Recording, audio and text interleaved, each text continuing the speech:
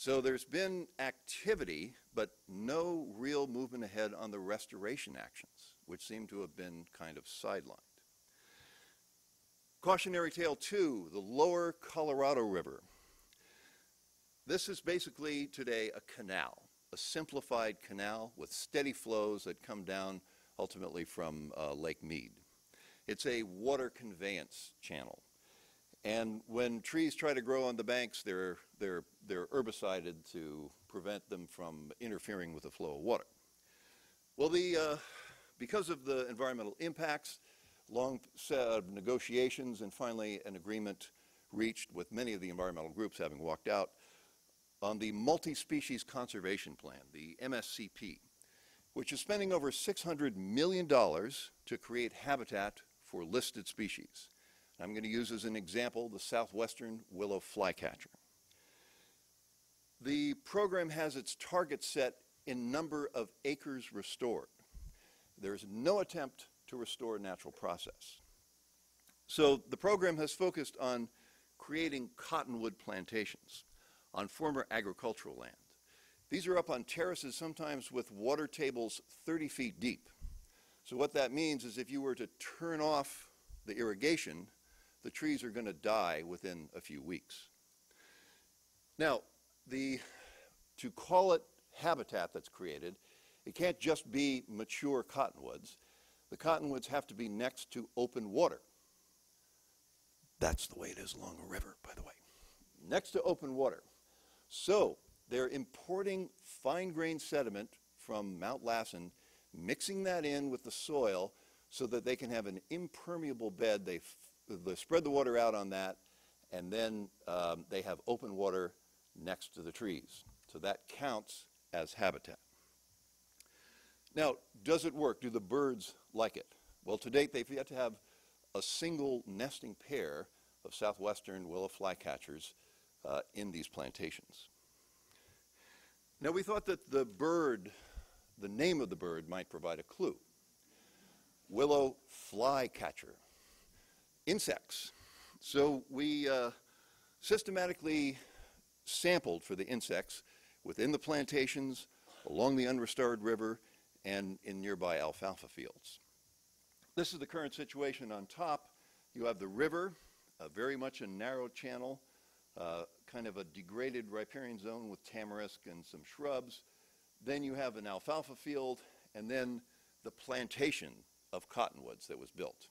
So we sampled at these points that you show here, and just for reference, on the lower image, you see those same points superimposed on the 1930s aerial photo image. So what did we find? We found that even though the river was unrestored, it had more aquatic insects by far than the restored habitats in the plantations. So this is probably a clue as at least one reason why the birds are not nesting in these plantations. Even though they have a puddle of water, they aren't getting the insects because the insects want to be on the river. Now, according to the MSCP, the program is meeting its targets, creating thousands of acres of restored habitat for the birds. Lesson from this: attempts at physical solutions still need to be guided by ecosystem science. It's still worth restoring natural process to the extent possible, even in constrained, altered systems. If some of this money was invested in working actually along the riverbank, you would probably get a lot more return in terms of actual birds, insects, and so on. So finally, what should be some of the priorities? I think the first is to buy land and restore flows and sediment loads so the river can restore itself or have some natural process to the extent possible. And then how to improve the level of science involved in all this restoration. Independent science boards can be very useful, but it's not clear how effective they are in integrating science into programs, into flow management and project implementation. The San Joaquin River Restoration Program has a technical advisory committee. It attempts to do this, but so far it can't do much since there's no flow in the river yet. This has been put aside until the seepage issues and the other things have been addressed. I was on the Environmental Advisory Board to the Chief of the U.S. Army Corps of Engineers, and when I was on the board, we proposed that the Corps established a nationwide ecosystem restoration center. It would mostly serve the Corps, but serve other agencies as well. There was actually a guy within the Corps who carried that water, and he got on the wrong side of somebody, and he was shot down, and I think he even was demoted. I don't know what happened to the poor guy, but it didn't fly. But it is something we can think about. Would we benefit from having something like this at the state level? Some way to better coordinate restoration efforts and to ensure that there is a strong scientific component to them. Thank you. Thank you, Matt. And now batting cleanup, Martha, to her vision of where we're going with public trust, where it fits into a bigger scene, and also because you're going last, I mean, you can challenge any of the speakers before you. Ooh, so. All right. First, I want to be clear, I'm not an attorney. I don't know, maybe that's an asset here, yeah. And what I want to do is focus my remarks on what Richard Rhys-Collins has so eloquently described as the persistent conflict over the sharing of water between the environment and our urban and agricultural needs. If you will, yeah, you've got the slide up. I only have one slide, and it's this. When I headed up the Mono Lake Committee, I did many tours, leaders in Los Angeles, leaders around the state. David Cobb, he was one of the people who went on the tour. And I never had anybody stand at the shoreline at Mono Lake looking at this and not immediately ask the question, even David Cobb. There's got to be something we can do. There has to be able to better share water between the needs of the city of Los Angeles and the needs of Mono Lake.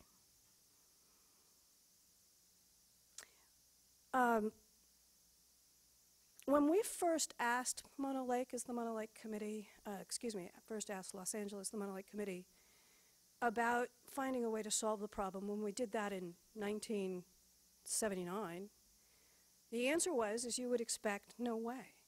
It can't be done. Can't, underscored, be done. And yet, today you heard the outcome from both David Cobb and Marty Adams.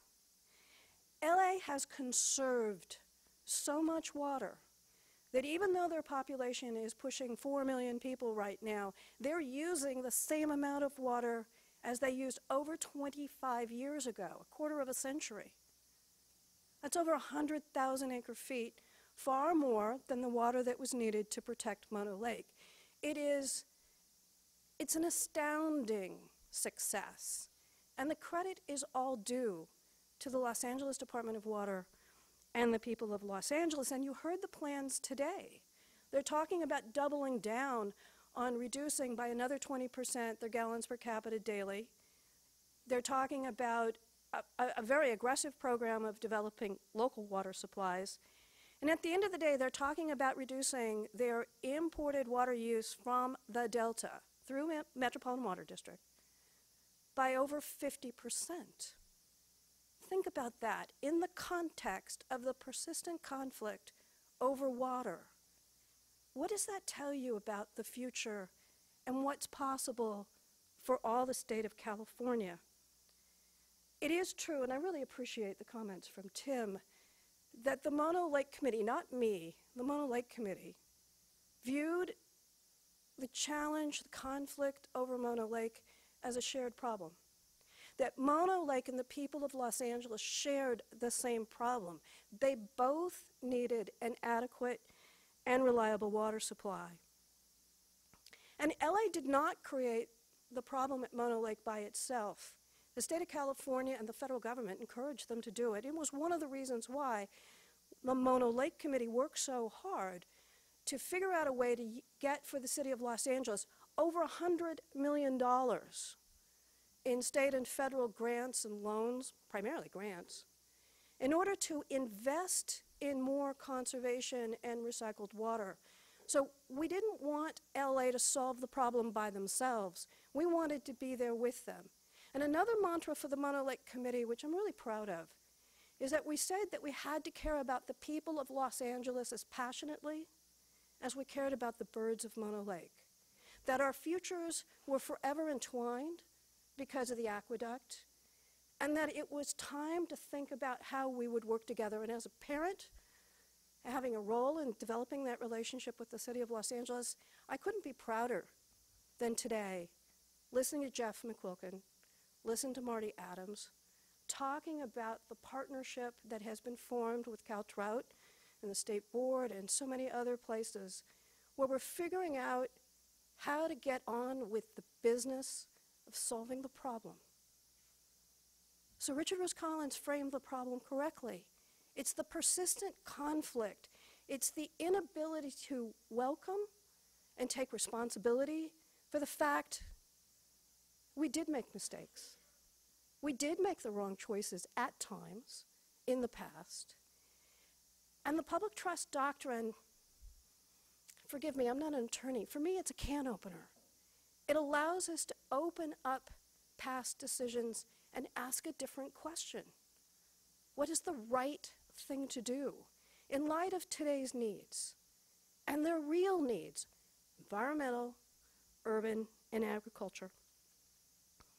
What LA has done, all of the state of California can do.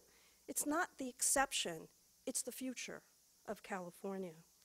And it's already starting. Tim referenced, and he's right, to be very proud of the amount of work that is going on in California by water agencies up and down the state to develop real portfolios of local water supplies.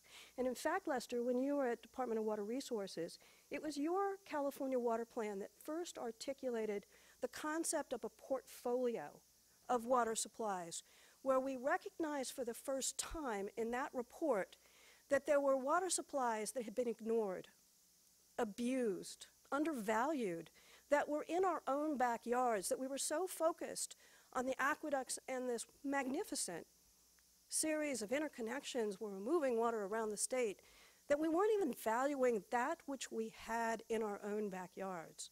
And so what you see in the California Water Plan, what you see emerging out of water agencies as they move forward in the next generation of the urban water management plans, will be portfolios of water supplies that will combine diversions from distant places with development of local supplies locally. We're going to be cleaning up groundwater basins. We're going to be developing more recycled water. We're going to be capturing stormwater. We're going to put that together. And the answer, what's so interesting about it is we're moving from the realization, or the thought, that somehow it was a problem to use these water supplies. In a climate change world, these are our most resilient water supplies. And the agencies that have the most diverse portfolio are going to be the most resilient water agencies, because they're going to be able to flex as weather changes, as we have the variability. They're going to be able to capture water during the wet years. They're going to be able to take that captured water, store it, and use it in dry years. Recycled water is going to be our most drought-resilient water supplies. There's so much that we can do, and it's a scenario of the future that is an exciting one. It's a positive one. It's not looking backwards and saying, what are we losing? It's looking forwards and saying, what do we need to do to protect our populations and our economy, and do it in a way that also makes room for the protection of the environment. The other side of this new future of water is going to be the demand management. And again, LA is leading the way. The remarkable conservation that they have achieved without sweating bullets. They've done it by messaging correctly and having tiered rate structures, and they believe they can double down on it and do more, within 20% more, within the next 4 to 5 years. That's not an agency that's worried about demand hardening. That's an agency that's recognizing that there's a reasonable amount of water that their public should be using, and they're aiming for it. They're going for it. They don't feel it as a loss, they feel it as a gain. In ecosystems, when we talk about the water we need, we were very accustomed to doing this. We're always asking the question, what's the pulse flow for 2 weeks that we need in order to get the fish this far? We're always doing the reductionist question. on the ecosystem side? Do we do it on the ag side and do we do it on the urban side? It's been a very difficult conversation.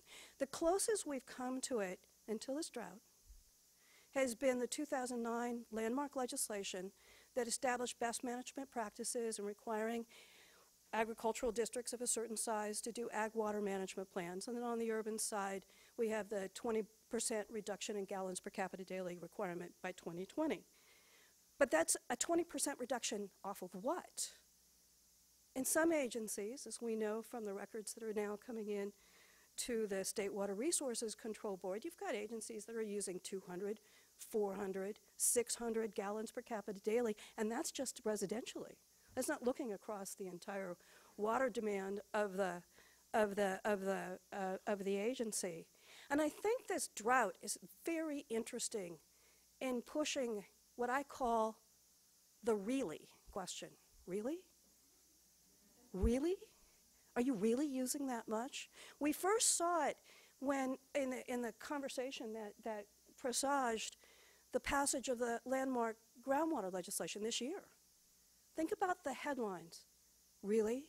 Really? Are we mining all of that groundwater? Really? How much are we using? Really? Really? Do we have subsidence at a foot a year? Really? Is that reversible or irreversible? And it's that nexus of concern about what is reasonable that supported and enabled the passage of the groundwater legislation. And we're seeing that next generation of conversation. Felicia's at the back, so I'm looking at her, in terms of the discussion about the governor's call for a 20% reduction over 2013 water usage. And as those numbers are rolling in, the public, the press, is going, really? Really, are you using that much? And I think if there's a key point in all of this, because it's going to take a while to play out, I think the issue of reasonable use is going to come in writ large in the next few years. Because if we're going to have a conversation about reasonable use and ecosystems, and David Olajim raised that, we need to have the parallel conversation of what is reasonable use in the urban and the agricultural sectors. It's not going to be a happy conversation. It's not going to be a comfortable conversation. And yet there's already markers in the law. The 2009 law passed has 55 gallons per capita daily for indoor water use. Outdoor is the layered bill that established model landscape ordinances, and it defines outdoor usage by evapotranspiration rates. But you can go and do those calculations in your own backyard and compare them with what your community is using. And I guarantee you, most communities are going to go, really? Really? Are we really using that much water? Is there enough water? I think there is. National Academy of Sciences in their 2012 report says there is. There's enough water for needs. There's enough water for reasonable use. But there's not enough water for humans to use all the water they want to use all the time. And that will be the great question as we move forward in trying to deal with the public trust. The public trust simply opens the question for us to ask the really question. And the answer matters. We've been blessed with a remarkable set of resources. We almost lost this one. And we made the right choice. LA made the right choice. And others can make the right choice. Is it complicated? Yes. Is it messy? Yes. We didn't get here in 3 years of water usage. It's 150 years of habit and attitude and thinking about water in the context of it's mine first and the environment, well, I'm sure we'll figure that out. And we're going to have to reverse that because we've taken these ecosystems to the edge. I'm going to close because I know I'm running over by saying John Hart wrote a great book on Mono Lake, and he stunned me at the very end of that book because he talked about environmentalists thinking about Mono Lake as being a noble waste of time. It's so easy looking back over 20 years to say, oh my God, wasn't that just, it was obvious what was going to happen, Mono Lake.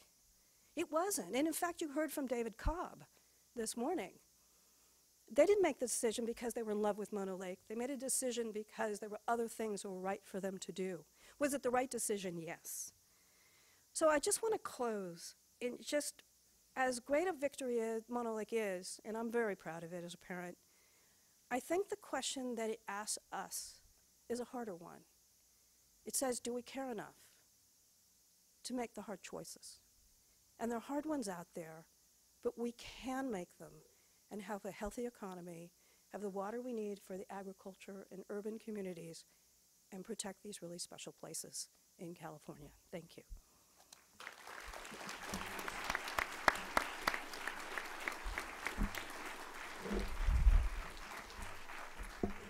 Thank you, Martha. Very, very well done.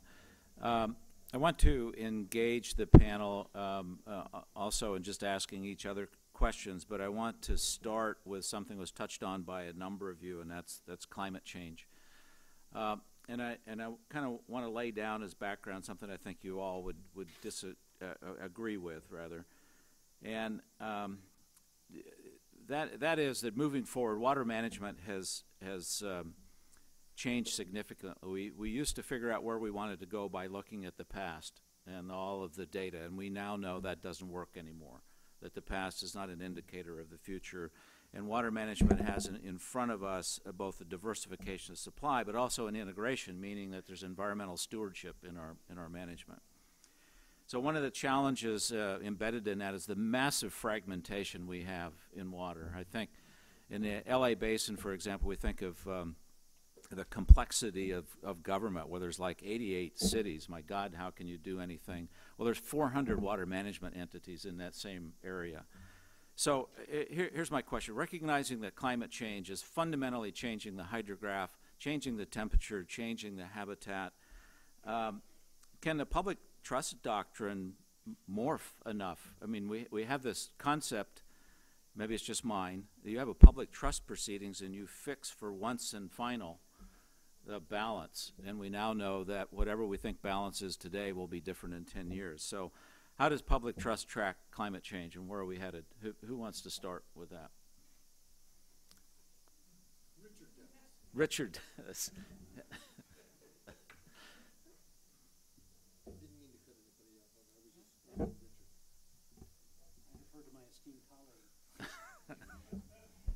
Well, I guess when I look back at the National Audubon decision, and again, distinguishing it from Justice Blease's Caltrout 1 and 2, I mean, I think the elegance of Justice Broussard's decision is its flexibility. I think it was great, and I don't think I've heard Martha use the can opener term before to describe Mono Lake, but it really is.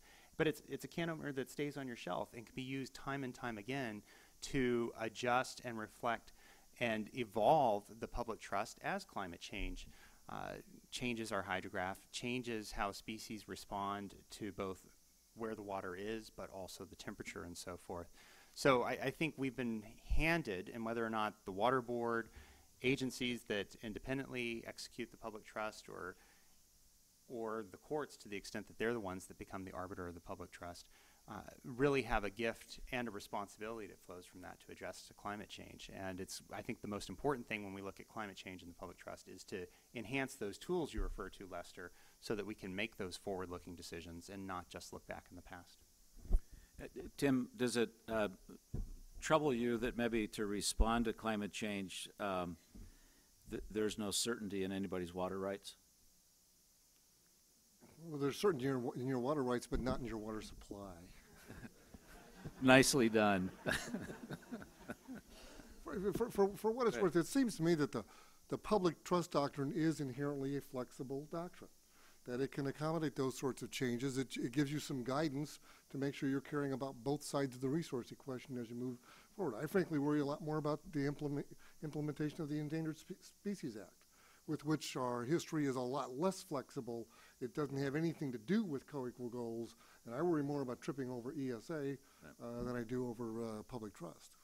Matt, did you want to add on this topic? Yeah, it's a good argument for giving rivers more room, because as floods become unpredictably larger, it's really mostly from that side of the equation that it's another benefit from giving some room to the rivers and some opportunity for them to shift around, flood, get bigger if they feel like getting bigger during floods and whatever, and you can reduce some conflicts. And then if you add in some of the ancillary benefits of habitat restoration and so on, it can be a win-win. But I think climate change gives us another push in that direction. As a contrast, the concrete channel in which you have houses built right up to the edge and no flexibility, that is a bad combination when you start having changes in climate. I'd just reiterate the points from this morning Peter Worcester and others were making about how the Mono Lake decision does include and anticipates droughts, anticipates variability. It's not that you would not at some point go back and ask the question, in light of climate change, do we still need more room within that ecosystem? But it's clear that you have to incorporate that kind of thinking in any of the decision making. And then similarly, what you're going to see in the next round of urban water management plans and integrated resources plans is the integration of climate change into the consideration that there will be less water, not more, or the timing of the water will be different. And so the assumption that the same levels of water supplies that would be available from the infrastructure probably isn't going to be there. And the really resilient agencies are the ones who are going to be figuring out how to take advantage of supplies that are less impacted by climate change, which means development or cleanup of groundwater basins that have been contaminated so those water supplies are available, or using recycled water, which is the ultimate in a drought-proof water supply. So there's both sides of the equation, and how do you plan for it and make sure that a community is well set up to deal with the impacts of climate change as it happens. Great. Lester, may I? Sure. So let me begin with how the El Dorado Superior Court addressed flexibility in the context of the question, how much water is actually needed to restore these fish anyway? Judge Finney, who, by the way, sends his regrets, unable to attend tonight, wrote a remarkable order that says what this is about is restoring the functional equivalent of the habitat that benefited the fisheries before DWP began diversions.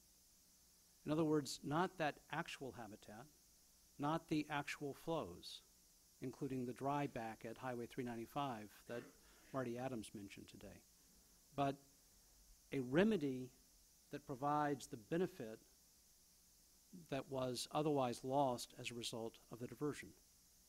You see that same flexibility in Decision 1631, even more so in the restoration program, which the board approved in 1998.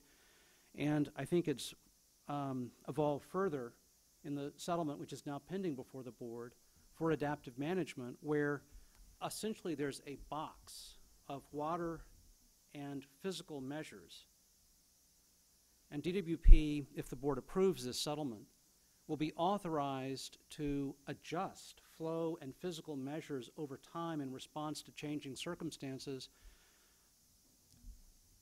And the only limitation is that under this settlement, as DWP's cost is not supposed to increase. And so, Lester, as I think about climate change, I really think the public trust doctrine is ready. Not that we know how to manage climate change, but the doctrine has in it the flexibility necessary to adjust flow and non-flow measures over time to achieve the results which we're trying to achieve. I want to ask a question that it has probably a very clear technical answer, but I'm going to ask it from a policy standpoint. And it's, if you move outside this room and you're dealing with non-water people, so they're not part of our clique on all this terminology, and you start talking about public trust, I think what they hear is public interest, that there's somebody protecting the broader public interest in health of the state. Any scenarios in which public trust is used to protect disadvantaged communities, especially as our water supplies are constantly curtailed? Martha? I'd love to take a stab at that, because it's one of the areas of the Mono Lake Committee's work I think I'm proudest of.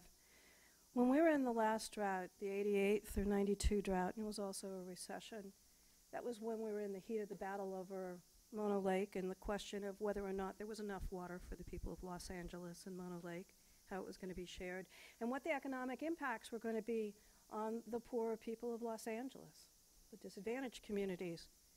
The answer was we worked with the Mothers of East LA and the Korean Youth and Community Center and all of those groups to be a part of the water conservation initiative that was going forward at that time by the city of Los Angeles. And I'll never forget the kids from the Mothers of East LA, as they went door to door to promote the installation of the low-flow toilets, would take a picture of Mono Lake. And they say, this is the reason we're doing this. This is our lake. This is our resource. And the drought is hurting it as much as it's hurting us. The second aspect of this is, in the end, the people who have disposable income who can afford to spend a lot of money on water are not the disadvantaged community. They're the ones who will do best if they have rates that recognize what are reasonable amounts of water to be used as the base for the rate structure. And so ultimately, budget-based rate structures are actually the fairest in our society of making sure that economically disadvantaged people are not taken advantage of because somebody else wants to use 400, 500, 600 gallons per capita daily. Michael, can you ever see where a public trust is somehow used to diminish the senior right holder's right in order to make ends meet for a disadvantaged community? Or what would the mechanism be? It was when you tacked on to the 4 disadvantaged communities that I was all prepared to hit it on the front end. You know, I think it's really interesting. When you talk about disadvantaged communities, I see them, the interaction between the public trust and disadvantaged communities being much more on the, there's no historical nexus, and, you know, maybe I should look to Jan because he's much more familiar with some of the older case law, but I don't really see the nexus there for the disadvantaged communities, but it's intimately intertwined with the disadvantaged communities because, you know, the board and the courts have an obligation to protect the public trust where feasible, and when you start looking at the feasibility and you start looking at the impact on disadvantaged communities, there's much more of that as an aspect of how the public trust interacts with disadvantaged communities and potentially prejudices them that I think we have to be sensitive to. And, you know, I'm, as the counsel for the board, I'm always, you know, Andy said we do belt and suspenders, but I'm drawn to sort of what's the easiest solution on things like this. In the Mono Lake area, the issue was go to 5937, not necessarily to the full balancing that might occur under the public trust doctrine in National Audubon. And the legislature has given a more direct tool with the recent passage of the Human Right to Water, AB 685 legislation. And so I see legislative codifications like that being a much more robust tool for disadvantaged communities than the public trust doctrine. Anybody else want to comment on any potential public trust moving beyond what I would call classic aquatic public trust issues? I do think, Lisa, you want to be careful about this without suggesting that, you know, healthy water supplies for disadvantaged communities isn't a first-tier public policy issue. The public trust doctrine deals with a particular body of law. Now, I'm an economist. I got my law degree in the Department of Economics. Don't pay much attention to my legal arguments. I think you want to be careful how much you dump into that basket. And I think Mike may well be right. There are other avenues that would be better suited towards solving some of these other social problems. Let's not take every social problem in California and dump it into the public trust doctrine and our water rights system. So you don't support disadvantaged communities, is that what I No, I'm sorry, cheap shot. We're going to run out of time, but let me hit a couple. Another one kind of straightforward. We passed the Sustainable Groundwater Management Act this year. We know there's going to be assaults on pushing that back in the next session. So let's assume we didn't have that. How effectively can the public trust doctrine be used to push California to sustainable groundwater management? Come on, guys. Yeah. Go ahead, Mike. Well, let me begin with the glass half empty. The main point of my presentation is that we have a choice. between persistent conflicts being resolved one place at a time or dealing with them as a system. If we deal with them as a system, maybe it's statutory adjudication, maybe it's something else, but we have to have procedures that work, and time is short. So when I think about groundwater, in the absence of our 2014 legislation, I'm reminded of what former Chair Baggett said to Aqua in 2003. He said, look, you know and I know that we can't regulate individual wells unless we can prove they're directly connected to a known indefinite channel, a river. And then he said, you also know that this board has as its most fundamental responsibility assuring reasonable and beneficial use of all water, and I've yet to hear from anyone a case why persistent overdraft advances the interest of the present generation, or for that matter, future. If you do not use your own initiative, he said, I will recommend to the board that it use that authority. And so, Lester, at a high level of generality, I think that authority would be sufficient in the absence of the 2014 legislation to address overdraft. The trick of it is establishing and administering procedures that work as a system. That's the trick. Great. Michael? Yeah, and I'll be very brief. I mean, your question actually included an important adjective in there, which was comprehensive groundwater management. And I think that the principle of the public trust doctrine would be hard-pressed to ever give us comprehensive groundwater management. But Richard has kind of driven to a key issue, which is Article 10, Section 2 is an incredibly robust tool. We've heard throughout the day, it's been a theme on a number of panels, especially the lawyer-heavy ones, how Article 10, Section 2 interfaces regularly with the public trust doctrine. And I think if there were ever an avenue outside of comprehensive legislation, that would be the vehicle in which you would see overdraft addressed. I think it'd be hard-pressed to push it to be comprehensive in all basins in all states and throughout the state based on Article 10, Section 2. Actually, I'm glad you put it that way, because I think you can't over-focus on a single tool. That's what has got us in trouble in our historic water management, and so there's a toolbox, and I think you know, whether public trust is the hammer or the screwdriver and waste and unreasonable use is the other. I mean, it always has to be that way. So I want, we've got time for one last question. I want to play off of Richard talking about $100 million. I mean, I think all of us, I mean, there was a couple pieces to that. There's the database, there's the adjudication and that type of thing. But even if we just think of the database, there's things that we need to invest in. But also, as Martha pointed out, we got into these bad situations sometimes as a clear-cut response to federal and state policy. We didn't have evil people that went out and decided how they could screw up the environment. So is there a role moving forward for a public goods charge in water to deal methodically with these issues? Please record me as saying absolutely not. Duly noted. Okay. Can we swear everyone to secrecy and then you respond? Well, maybe the question is, can we get there without something like that? Are we going to depend on episodic investment from a bond on the random chance that it passes, or do we need a public goods charge to start sustaining our investment? Go ahead, Richard. Well, let me drop public goods from the question for just a moment. The Richard Bruce Collin charge? Would that leave aside the exact mechanism for the charge. The board which decided the Mono Lake cases consisted of remarkable members and staff. And our current board does too. And as we talk about what I call persistent conflicts, think about what causes that.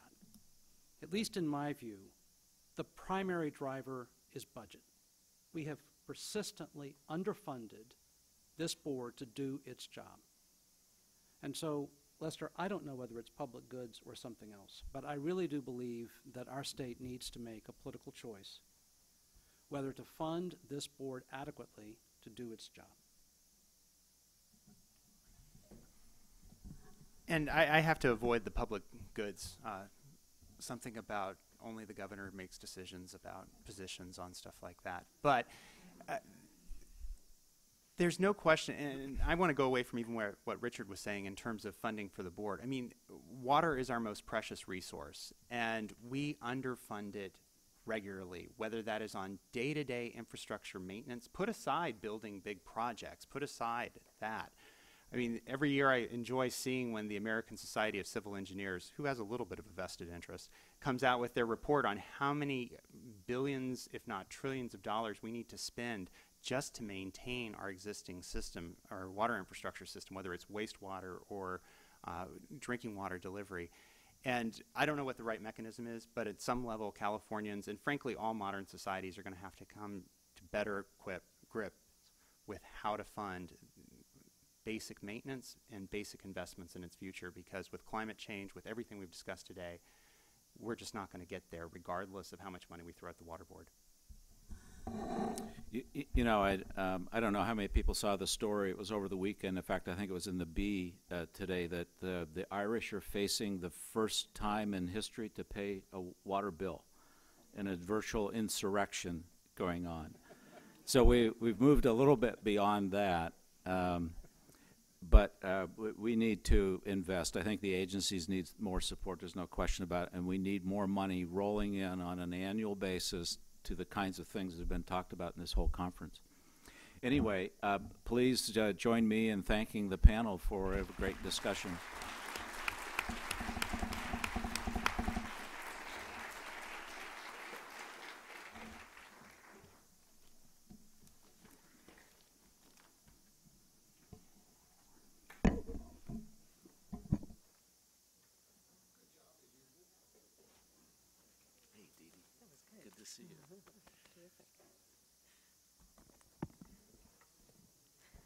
Okay, well, we've just got our final round here, and that was a terrific panel. As with the others, we really learned a lot, and I've been asked to introduce Justice Roby and also to provide some brief closing thoughts of my own. I'd like to thank the organizers of today's symposium. It's really been a terrific opportunity for all of us to hear from the best and brightest that have been involved in these decisions over a period of years, and a privilege for me to be able to provide a few closing thoughts. As Felicia said, I am not a newcomer to water issues, but fairly a newcomer to the public trust issues. So I consider myself a student, and so today I was in the role of student, taking notes and listening and learning. So we learned a lot. I learned a lot. We talked today about the history and evolution of the public trust doctrine and the Mono Lake cases, the overlap between the common law and statutory applications, how the reasonable use and public trust doctrine complement each other and are very much interrelated. We also learned about how, other than the Mono Lake cases, there really haven't been any big blockbuster public trust cases, but it has been the underpinning of a number of important decisions. We talked a lot about the roles, responsibilities of the water board, the courts, the legislature, the applicability to other complex cases in going forward, such as the Sacramento-San Joaquin watershed. We talked about the role of science and also the very important element of the human role and the role of the economy in these decisions. And as I listened to the panels, I was reminded of my own evolving view of the public trust doctrine. And one of the highlights for me since coming to the board has been serving as the board's liaison to the Lahontan region, where I've had the pleasure of getting to know many of you in the room here today, the dedicated individuals who've worked for years on restoration of the Mono Lake. And as a newcomer, I was really struck, spending time with the individuals, struck by the respect, collaboration, and sense of history that binds the settling parties together. Their relationship really has been transformed through the years, from adversaries to partners, from distrust to one of trust, and from the impossible to the possible. I was in Mono Lake last September for the celebration of the historic signing agreement, where the parties toasted to the future of restoration and balanced water supply, planted trees on the bank of Rush Creek, and yes, they even shared in a celebratory slice of that deadly chocolate cake at the Wonelli Deli. The partners talked about their common goals for the future and exchanged ideas about the project. One would really have never guessed that they were on opposing sides. And it was really there that I began to look at the public trust doctrine in a different way. I had always looked upon it as a tool to force change to business as usual, really setting up a situation of conflict and confrontation amongst opposing interests. But that day last September at Mono Lake, I came to realize another dimension of the public trust doctrine, and that is its value in forcing consideration of what's balanced and what's reasonable, and its true potential to bind parties together into lasting relationships.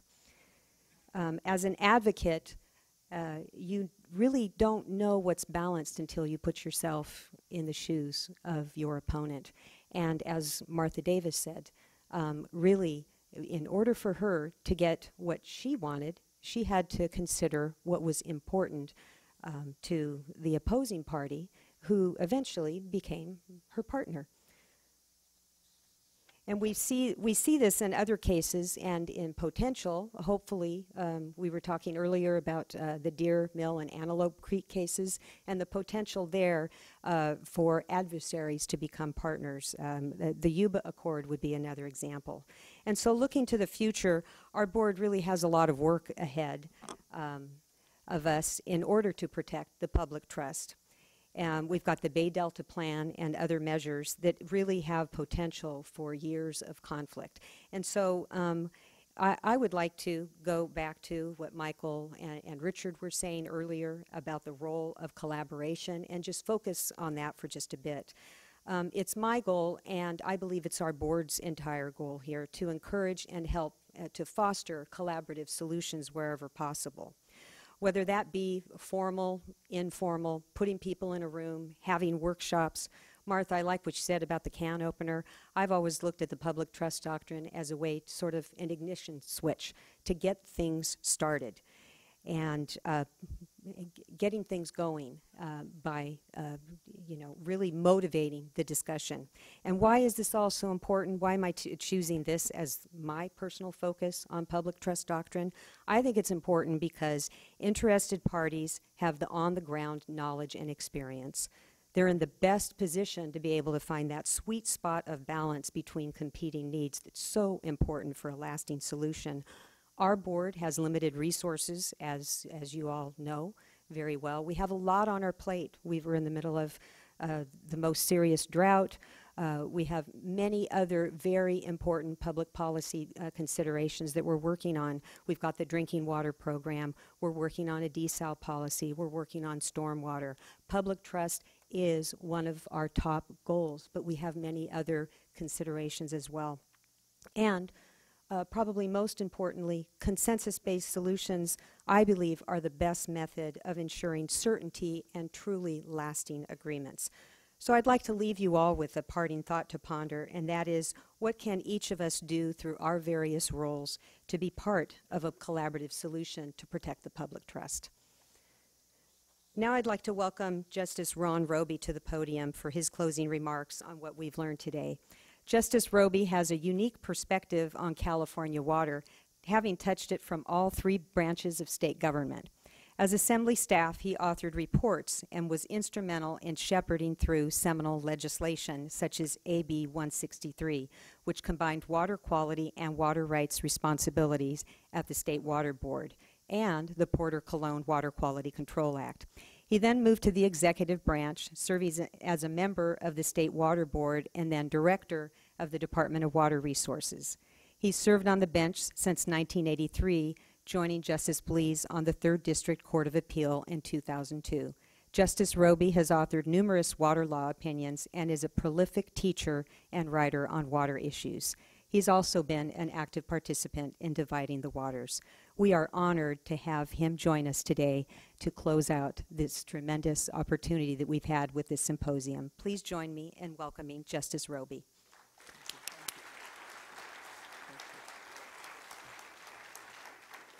Thank you, Dee Dee. I was asked to listen to the whole program and make some remarks, but you know, it's been such a wonderful program with a complete coverage of virtually every aspect of the trust that I could even imagine, that I'm only going to have a few thoughts. I should start out by indicating, as you know, I am a lawyer, but when I came to the legislature, my boss was a teacher, and I was a graduate student. And he told me, he said, you know, Ron, I'm neither a lawyer nor an engineer, and therefore I can think clearly. I spoiled his whole life by going to law school. But if I hadn't done it, I couldn't have become a judge or even the vice chair and the lawyer member of the water board. I'd like to fill in a couple gaps. I listened diligently to see if I heard these. And there were a couple other parts of the story that go back beyond the memory of those who were on the program. First of all, I was a member of the water board in 1974. And we weren't in this room, but we were across the street. Andy's laughing because he's heard this before. And what came on our agenda at a board meeting but the license for the city of Los Angeles' water right that's been the subject of the whole discussion today. And I was very concerned about this. I knew about the problems of Mono Lake, and I asked the chief counsel at the time, and it wasn't Bill Atwater, I asked, do I have to vote yes on this? And the chief counsel said, yes, you have a ministerial duty to vote yes on this license. Because in California, once you put the water to beneficial use, it has vested, it's a property right, and neither this board or anybody else can change it. Well, in Justice Bleece's final words in the Caltrout 2, he said, the court shall issue appropriate writs commanding the water board to exercise its ministerial duty to attach the conditions required to those very licenses. So that's the beginning and that's the end of the real impact of the public trust. The public trust basically unvests water rights under appropriate circumstances. And I'm not sure that everyone who is a Californian understands how radical and just far out this is to anybody from Colorado, Utah, Idaho, or any of the western states that follow the appropriative doctrine. Our unvesting system is considered just off the wall. We have something here that nobody else has. And so even if it only does a little bit here and there, it's doing a lot more than is being done anywhere else. I'd like to mention one other thing too, and nobody mentioned this. This is the Mono Lake Task Force report. When I was director, we created, with the help of a very sympathetic Secretary of the Interior, Cecil Andrus, the Mono Lake Task Force. And it issued its report in December 1979, prior to National Audubon, recommending that water be restored by the city of Los Angeles to Mono Lake. The vote was 5-1, and that one was the city of Los Angeles. So the city of Los Angeles was a tough nut to crack, but it was cracked. And it was cracked because of many different things. There's another thing that happened. You know, it's really interesting watching the pictures of water in the San Joaquin River, because this whole 5937 story really originates with the San Joaquin River. I don't know how many people realize that. But Friant Dam, when it was built by the Bureau of Reclamation, closed off all the water on the San Joaquin and then came to the water board for its permit after the dam had closed. And there was standing in the way of a water right permit, section 5937 of the Water Code. And so in 1951, in 18 Ops Attorney General 31, the Attorney General said it doesn't apply. This law does not apply. And in 1974, after I voted to approve the Los Angeles water rights, the Water Board asked the Attorney General to reconsider his opinion from 1951 as to 5937. And lo and behold, in opinion number SO 7344, the Attorney General said, yes, the Water Board can adopt a regulation requiring 5937 to apply to water downstream from dams. And so that reversal, which was generated by the Water Board, gave a basis for the later decisions, including Justice Blease's Caltrout case, saying that the public trust gave to 5937 the ability to apply it to an already vested water right. And Los Angeles, as you know, even coming to the Water Board before that decision, still objected to the imposition of the public trust on their water. One final thing, and I still have my little brick that I got from the Mono Lake Committee when they were raising money to save Mono Lake when I was director. You can't believe how much important it was for the Mono Lake Committee to do what they did all these years. You know, none of these answers are just a push a button and the Water Board does this or somebody else does that. We tried with the Federal State Task Force and we didn't budge anybody. The Mono Lake Task Force did something that nobody had ever done in the environmental movement. They worked in L.A. They softened up L.A. by going at it at its base. They went, as was described today, they went to the city council members, they went to the public, and they got a grassroots support for Mono Lake, not in Mono County, but in Los Angeles.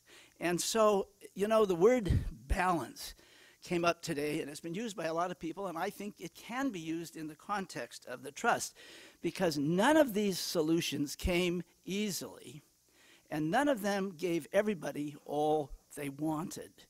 Given the way things are today, nobody is ever going to get all that they want from anything. And that goes for almost any public issue that you can imagine. But anyway, out of this and the fact that there was a settlement recently, there have been settlements along the lines on many of these issues, I'd like to just close with a few thoughts about what all of these things we talked about mean. First of all, we have 5937, which controls, particularly if you ever issued a permit for a new dam, and maybe there will be a new dam somewhere in the future. We also have the public trust.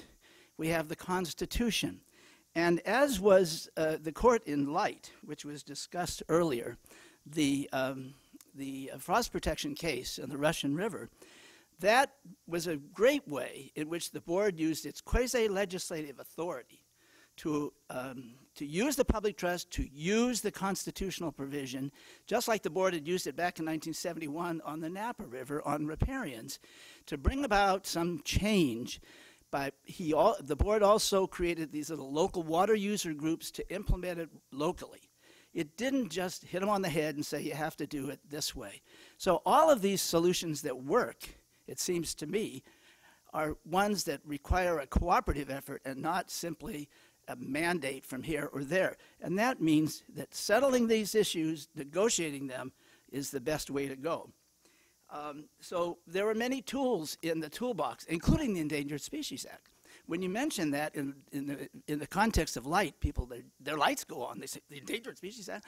But that was one of the triggers that brought about the need to have a solution to frost protection in the Russian River Basin. It was not just the fish, it was the effect of the fish under the Endangered Species Act. There's a role for the courts. There's a role for the courts individually. It was interesting to hear about the Monterey case where the court, after taking a case involving the trust, referred it to the Water Board. You know, in years past, a lot of courts referred things to the Water Board, particularly in case of surface water litigation. It was a commonplace effort. Unfortunately, the Water Board costs a lot. It takes too long sometimes, but there's still a resource available, and courts will not try to decide all these issues by themselves. Of course, the bottom line of Justice Blease's Caltrout opinion was, we direct the Water Board to add conditions, but it didn't tell the Water Board what conditions to add, because courts are ill-suited We don't, for one thing, trial courts are not ill-suited, and neither are courts of appeal to working out all these details that the Water Board dealt with in all these 43 days, or in the case of the first Delta decision, 90 days of hearings. So these are kind of things that need to be referred to and done by the Water Board. If you want to send it back to the court, which is that what they'll do there, that's a good way to do it. But the board can also do things on its own and implement the public trust as well as these other tools. I have nothing more to say. I think this program was really wonderful, and I'm going away here with a lot more knowledge than I came in with, and we really owe a debt of appreciation to the sponsors, the university, and everyone who set up the program. It just flowed so well from the beginning to where it ended up and left it, I think, the best summary of this whole 50-year period that anybody could ever imagine. Thank you.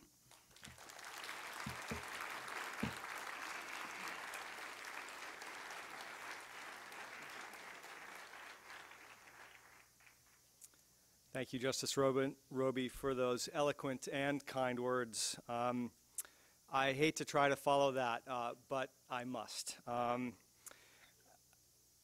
contractually obligated, not really, but to mention all of my sponsors, or our sponsors, and I have almost all of them. But I would feel remiss if I didn't also acknowledge at least some of the many, many people who put so much into making today happen. I'd like to start once again by acknowledging our panelists, the speakers and the moderators who put in so much and brought so much wisdom and learning to share with us today. It really was a remarkable program. We're grateful to every one of them for taking time to show up and bring to us the benefit of what they know. In addition, our steering committee was instrumental in helping us actualize these ideas and the program. Art Baggett, Jeannie Cahill, Martha Davis, Holly Doremus, Hap Dunning, Dave Edwards, Jeff McQuilkin, and Buzz Thompson. Thank you once again to all of you. Our staff, and I'll only mention a few of the many who put time in at Berkeley Law. Haley Anderson, Jordan Diamond, and Nell Green Nyland worked tirelessly behind the scenes, as did Arya Dagenhart at the Mona Lake Committee and Jennifer Bowles at the Water Education Foundation. I also would like to thank our hosts here at the Water Board for letting us play in their living room a little bit. It's been a fitting location, and it also let a lot of them show up for it as well. And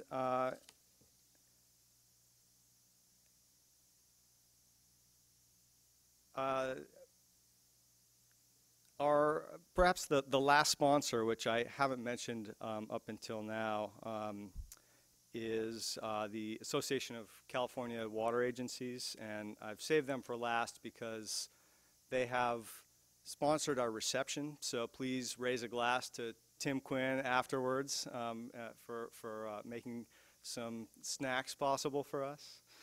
And this brings me, I think, almost to the end. I want to acknowledge especially my co-conspirators in this venture, Richard Roos Collins, Michael Hanneman, and Peter Vorster in the back. They all worked tirelessly, and together we overcame more than one challenge to make this thing come off as well as it did. So I hope that you can all express your appreciation to them for letting us all learn to extend Martha's can opener metaphor, learn a little bit about what's inside the can. So with that, I hope we can give a hand to all of the people I mentioned, and also to yourselves for taking the time and coming to make this event a success. Thanks very much.